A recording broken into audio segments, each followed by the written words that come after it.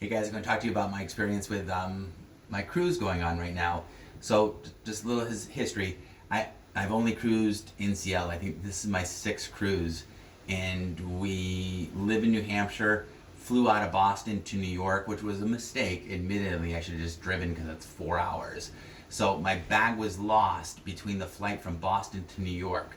My wife, who is videoing right now, her bag made it fine. So I had no bag, and so nothing I could do. I get to the airport, nothing. They're not even concerned with it whatsoever. And that was JetBlue. So JetBlue, we flew JetBlue, and now this is cruise ship bathroom. Cruise ship bathroom. So I get to the cruise ship, and they've been fairly helpful with me. But here's what happens: you have no bag. They give you a T-shirt. That's what you get. You're given a T-shirt from NCL. This is the toothbrush they give you. Right there. It's about a third of a toothbrush. That. Alright? So, and then I think they gave us a little, I'm not sure if this is what they gave us or is that what she brought. This is what they gave us for toothpaste. This is pretty much what they gave, along with a comb. Which is very strong. Show how strong the comb is. The comb is, my wife has been enjoying the comb. We're going to invest into these combs. The combs are the same thing. Same exact thing. Okay? And then, let's see. A razor. A razor, a single blade razor, and 2 packages of shave cream. I'm pretty sure if I were going to federal prison, I would get more than this the first day I checked in. Okay? So just so you know. So this pair of jeans, this pair of socks, and I'm not going to show you my underwear. I've been in since Sunday. Today is Tuesday. That's it. There's nothing on board to purchase. Everything that's on board right now is in a large, and I take a medium. I did buy a bathing suit just to do that, but they have, for men's clothing, 2 bathing suits and 1 kind of polo t-shirt or polo shirt. That's it. That's all that's on this cruise ship from here.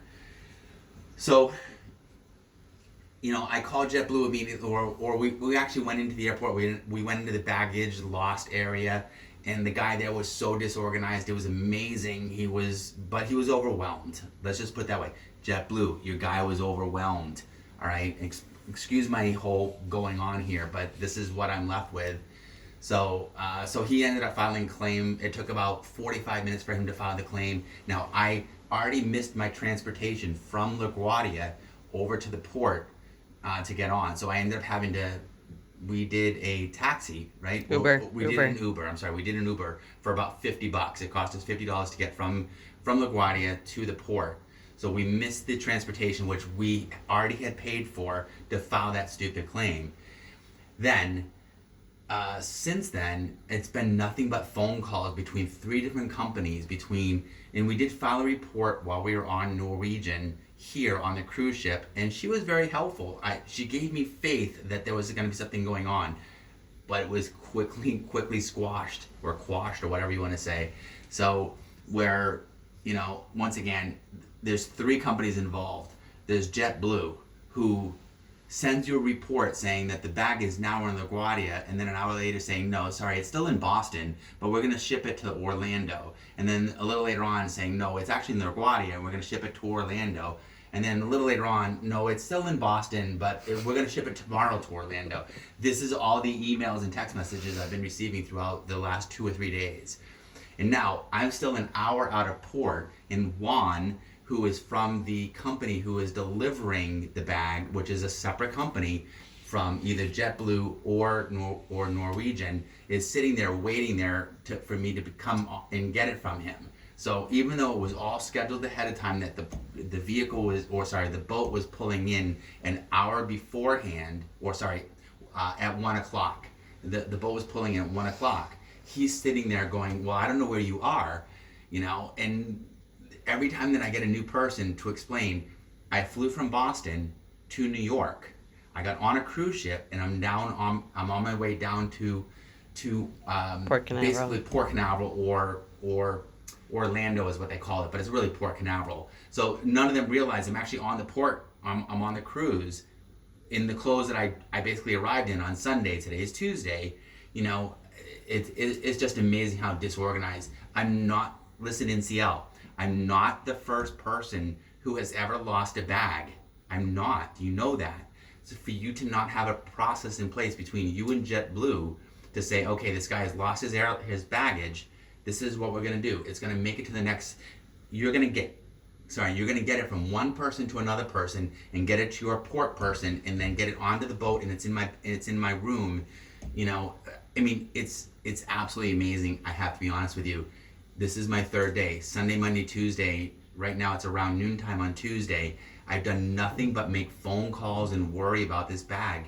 You know, I either need to, right now, we're at least pulling into a place where I can purchase new clothing for the next 5 days to be able to take the cruise.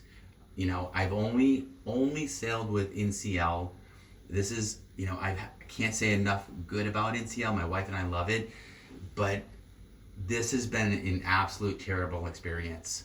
So I have to be honest with you. If you're coming out of anywhere within 4, 5, 6 hours of wherever you're gonna go, don't fly. Just drive. At least you know you're gonna arrive there with your bag. Because if you don't arrive with your bag, expect to I'm still probably at least 50-50 expecting to not get my bag today, even though there's a guy waiting there. And he's not even waiting. He was like, well, I'm going to go deliver my other thing and I'll come back. So who knows whether he's going to come back. So, hey, thanks for listening to my rave. I really appreciate it. Thanks.